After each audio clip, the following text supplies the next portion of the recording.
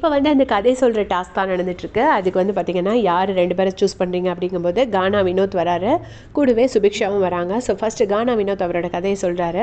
அவங்க வந்து ரொம்ப கஷ்டப்படுற ஃபேமிலி தான். அவங்க அப்பா வந்து கொஞ்சம் நல்ல இன்டெலிஜென்ட்டாக இருந்திருக்கார் போல இருக்கு. ஏர்போர்ட்லலாம் வேலை பார்த்துருக்காரு, பெரிய வேலையில் இருந்திருக்காரு. அவங்க வீட்டில் 10 பசங்களாம், இவர் தான் 10வது பையனா. ஆனால் அவங்க அம்மா வந்து கொஞ்சம் அப்பா ஏதாவது கோவப்பட்டால் பேண்ட்டை கிழிச்சு வைக்கிறது, இந்த மாதிரி கொஞ்சம் சைல்டிஷாக பிஹேவ் பண்ணுவாங்க போல இருக்கு. உடம்பு கொஞ்சம் முடியாமல் இருந்தாங்களோ என்னவோ தெரில, அந்த மாதிரி கஷ்டப்பட்டுருக்காங்க. அதுக்கப்புறமா கொஞ்சம் வருஷம் கழிச்சு அவங்க அப்பா வேறு கல்யாணம் பண்ணிட்டுருக்காங்க. அதுக்கப்புறம் இறந்தும் போயிட்டாராம். அப்புறம் இவங்க அம்மா தான் தனியாக கஷ்டப்பட்டு இவங்க எல்லாரையும் வளர்த்துருக்காங்க. நான் கானா வினோத் சொன்னார், ஒரு நாளைக்கு 100 ரூபா பார்க்குறதே பெரிய கஷ்டன்ற நிலமையிலேருந்து நாங்கள் ஒரு நாளைக்கு 10,000 ரூபா சம்பாதிக்கிற மாதிரி நல்லா சம்பாதிக்க ஆரம்பிச்சிட்டேன். நிறைய பணம் வந்துச்சு. ஆனால் நான் வந்து தேவையில்லாமல் தீய நண்பர்களோட எல்லாம் சேர்ந்து பணத்தை எல்லாத்தையுமே நானே அழிச்சிட்டேன் அப்படின்னு சொல்கிறாரு. ரொம்ப வருத்தப்படுறாரு. அவங்க அம்மா வந்து 81 வயசில் 2 வருஷம் முன்னாடி தான் இறந்து போயிருக்காங்க. இருந்தாலும் அவங்க அம்மா ஆசைப்பட்டதெல்லாம் கொஞ்சம் பண்ண முடிஞ்சுது. இருந்தாலும் நான் நிறைய பணத்தை அழித்ததுனால எங்கள் அம்மா ஆசைப்பட்ட மாதிரி என்னால் நிறைய செய்ய முடியல. எனக்கு நிறைய கச்சேரிலாம் வந்துச்சு. அப்போ நான் அந்த பணத்தை சேர்த்து வச்சுருந்தேன்னா அன்றைக்கி நான் ரொம்ப நல்ல நிலமையில் இருந்திருப்பேன் அப்படின்னு சொல்கிறாரு.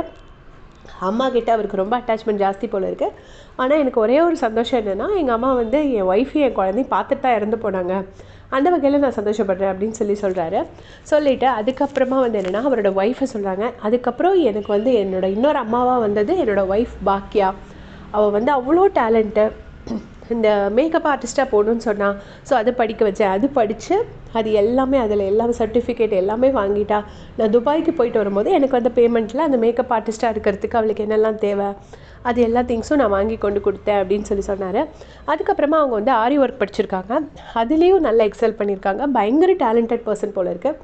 அப்புறம் வீட்லேயும் குழந்தைங்களுக்கு எதுவுமே ரெடிமேடாக வாங்கி கொடுக்க மாட்டா. எல்லாமே ஆர்கானிக்காக பண்ணுறது எல்லாமே தான் செஞ்சு கொடுத்து அதுதான் செய்ய வைப்பா அப்படின்னு சொல்லிட்டு அதை சொல்கிறாரு. சொல்லிவிட்டு அதுக்கப்புறமா அவங்க ஒய்ஃப் வந்து இப்போ வந்து அந்த ஆர்கானிக்காக சோப்ஸ் அது எல்லாமே கூட செஞ்சு வீட்லேயே ஹோம்மேடாக சோப் ஷாம்பு இந்த மாதிரி செஞ்சு விற்கிறாங்க. இவ்வளோ அறிவுள்ள ஒரு ஒய்ஃபுக்கு நான் போய் ஹஸ்பண்டாக இருந்து எல்லா பணத்தையும் நாசமாக்கிட்டேன்னு நினைக்கும் போது எனக்கு ரொம்ப கஷ்டமாக இருக்குது.